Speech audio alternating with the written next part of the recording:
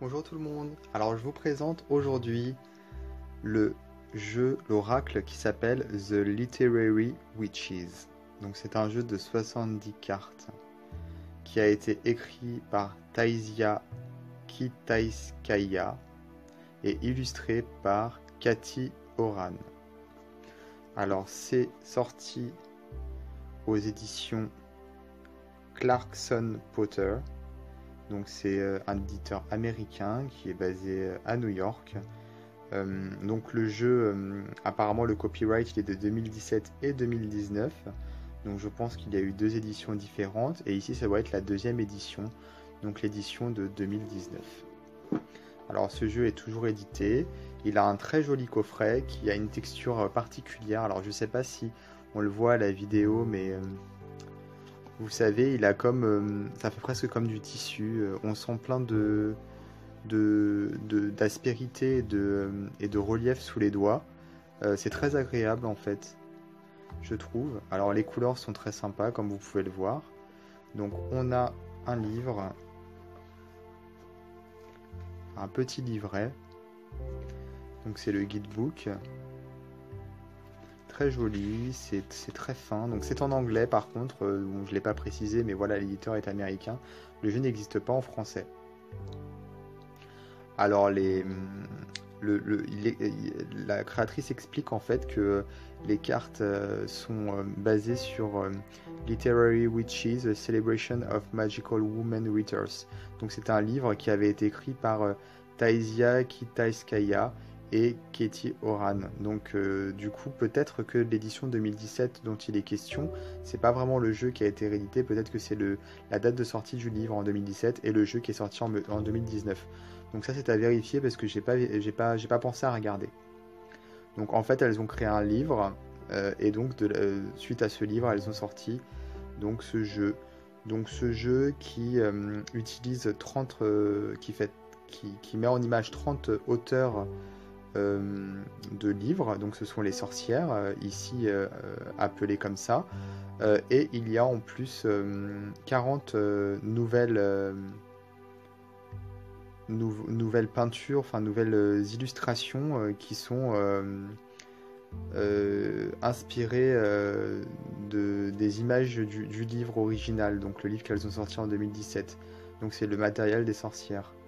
Donc vous allez voir de toute façon de quoi je parle après quand je vais vous montrer les cartes.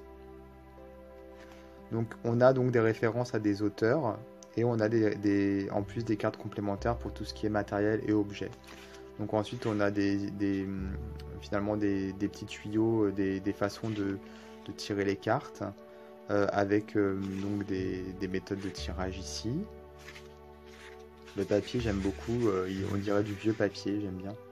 Je trouve ça très très classe. Et puis ensuite on a les significations de chaque carte, donc avec l'illustration couleur à côté. Donc voilà, on a ici des petits mots-clés en anglais, hein. Et puis ensuite on a finalement l'histoire de la personne qui est mise ici en image, donc de l'auteur en question, de la célébrité. Et on retrace un petit peu son histoire et du coup ça s'articule par rapport aux mots-clés. Donc on comprend en fait avec ce texte pourquoi elles ont choisi cette auteure en particulier, puisque ce ne sont que des femmes, euh, pour illustrer le mot-clé en question, les mots-clés en question. Donc finalement on se rend compte que l'histoire de la personnalité mise en image colle au sens de la carte, hein, ce qui finalement est logique. Donc ça ce sont les cartes auteurs et ensuite on part sur les cartes matérielles de sorcières. Donc là on a voilà du matériel, finalement des ustensiles ou tout simplement des archétypes qui sont associés aux sorcières comme le chat noir. Et là on a pour chaque carte un petit mot-clé uniquement, pas la peine d'expliquer l'origine du symbole, hein, puisqu'on les connaît tous finalement. Donc avec les mots-clés c'est suffisant.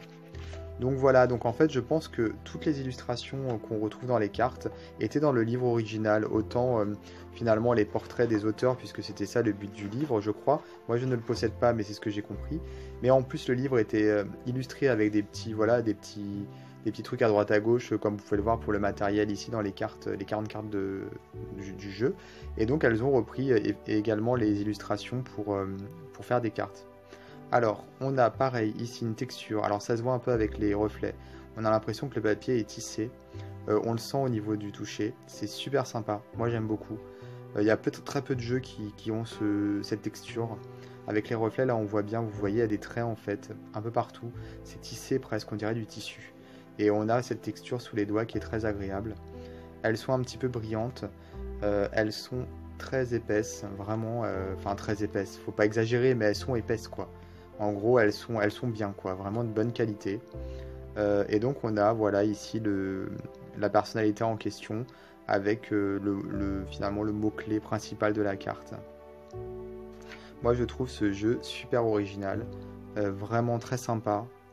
Le style, voilà, il est vraiment super. Je trouve le style des illustrations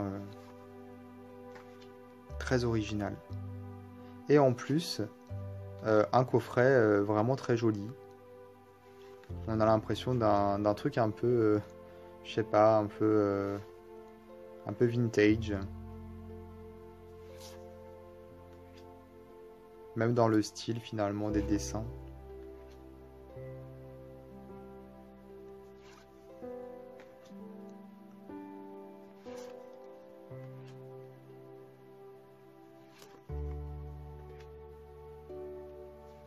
De toute façon, vous pouvez le trouver sur toutes les plateformes de vente sur internet. Voilà, il est toujours disponible, toujours édité. Je vais quand même vous mettre un lien soit vers le site de l'éditeur ou soit vers un site de vente quelconque, hein, finalement, si vous voulez vous le procurer. Mais bon, en tapant le titre du jeu sur internet, vous allez forcément tomber dessus. Faites attention juste de ne pas acheter le livre et de bien acheter le coffret, ou alors d'acheter les deux si ça vous intéresse. Mais si c'est les cartes qui vous intéressent vraiment, faites gaffe en fait de ne pas vous tromper, c'est juste ça.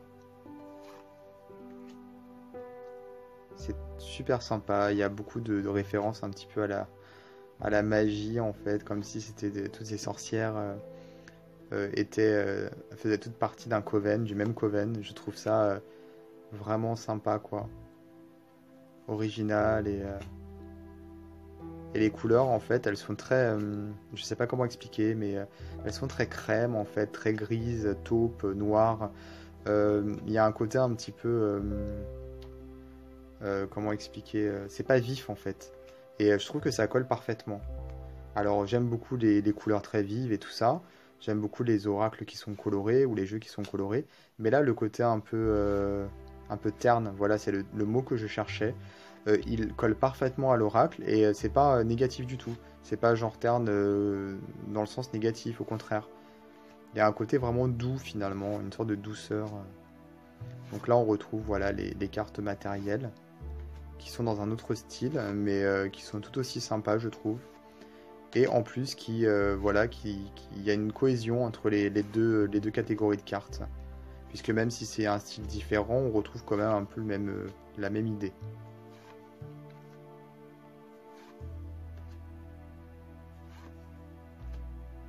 Bon, ce qui est un petit peu peut-être dommage finalement, c'est de ne pas avoir marqué en plus un mot-clé au moins qui correspond à la signification de la carte. Parce que pour les autres cartes, les 30 premières, elles ont mis le nom de l'auteur et elles ont rajouté également un mot-clé. Donc là, elles ont mis le nom de l'objet ou de l'animal, mais elles n'ont pas rajouté en dessous le mot-clé.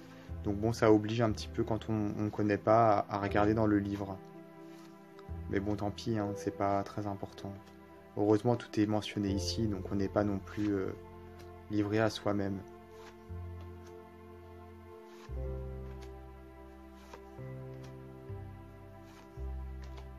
Ah, j'en profite pour remercier mon amie Noël, puisque c'est elle qui m'a parlé de ce jeu. Alors je pense que si elle regarde la vidéo, voilà, le message sera passé. Donc merci Noël de m'avoir parlé de ce jeu, je suis super content, il est vraiment très très beau. Donc voilà pour The Literary Witches Oracle. C'est un jeu vraiment très intéressant et n'hésitez pas à vous le procurer s'il vous parle. En attendant, moi je vous invite comme d'habitude à vous abonner à ma chaîne si ce n'est pas déjà fait et je vous dis à très très bientôt pour d'autres vidéos.